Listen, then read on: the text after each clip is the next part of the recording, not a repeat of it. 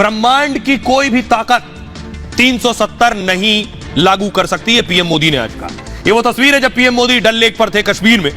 PM Modi ने, अगली तस्वीर दिखाई जरा, वो लोग जो 370 हटने पर सुप्रीम कोर्ट की मुहर लगने पर भी विरोध कर रहे थे, उन्हें भी पीएम मोदी ने करारा जवाब दे दिया है। जरा देखिए क्या कहा है पीएम मोदी ने। एग्रेसिव ना हो, जान दे देंगे इसके लिए। झंडे के बलबूते पे, बंदूक के बलबूते पे, लाशों को दबाने के बलबूते पे आप कश्मीर को साफ नहीं रख सकते। कश्मीर के कथित ठेकेदारों को मोदी ने करारा जवाब दे दिया है। कश्मीर में 370 की लकीर पीटने वालों को अब अपना एजेंडा बदल लेना चाहिए।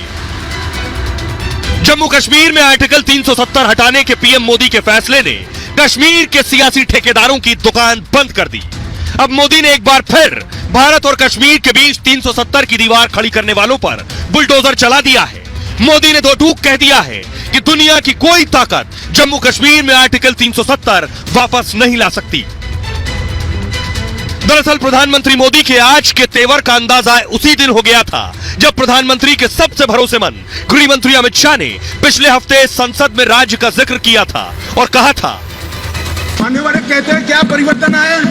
30 साल से थिएटर बंद थे, किंतु आज कश्मीर में 3 थिएटर चालू हो गए हैं और 18 थिएटर घाटी में खुलने के कगार पर हैं।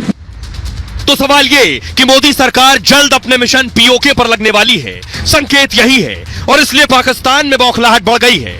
आर्टिकल 370 पर सुप्रीम कोर्ट के फैसले के बाद पाकिस्तान दर-दर की ठोकरें खा रहा है, इस उम्मीद में कि पीओके में कुछ बड़ा ना हो जाए। लेकिन ये मोदी सरकार है, ऐलान भी करती है और उसे अंजाम तक भी पहुंचाती है।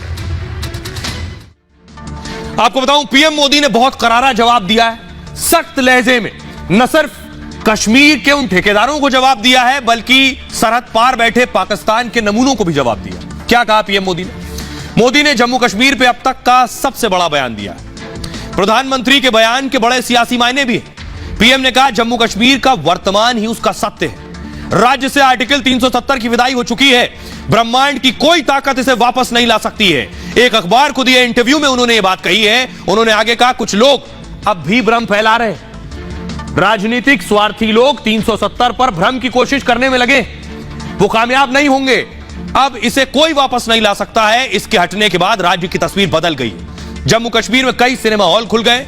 टेररिस्ट नहीं, अब टूरिस्ट का मेला लगता है वहां। पत्थरबाजी नहीं, फिल्मों की शूटिंग होती है वहां। परिवारवादी पार्टियों ने इसे बंधक बना रखा था। ऐसे सियासी दलों ने जम्मू कश्मीर का सबसे बड़ा नुकसान किया। वहां के लोग स्वार्थ भरी राजनीति का हिस्सा नहीं है, वो किसी स्वार्थी राजनीति में पड़ना भी नहीं चाहते हैं। राज्य के लोग अतीत की परेशानियों से निकलना चाहते हैं, वर्तमान सुरक्षित करना चाहते हैं, बच्चों का भविष्य संवारना चाहते हैं। सुप्रीम कोर्ट ने भी सरकार के फैसले पर मुहर लगा दी है। सुप्रीम कोर्ट ने माना है कि देश में 2 संविधान नहीं चल सकते हैं। आर्टिकल 370 हटाने का फैसला देश हित में था। जम्मू कश्मीर और लद्दाख के विकास के लिए जरूरी था। विकास और जिंदगी आसान बनाना जरूरी था। आर्टिकल 370 बीजेपी का कोर मुद्दा रही हमेशा से। बीजेपी के लिए यह बहुत बड़ा मुद्दा था।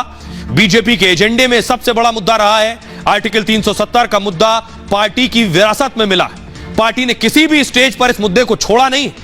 जनसंघ के संस्थापक श्यामा प्रसाद मुखर्जी ने इसे मुद्दा बनाया था और इसलिए जनसंघ जब बीजेपी बन गई तब भी यह मुद्दा हमेशा ऊपर रहा।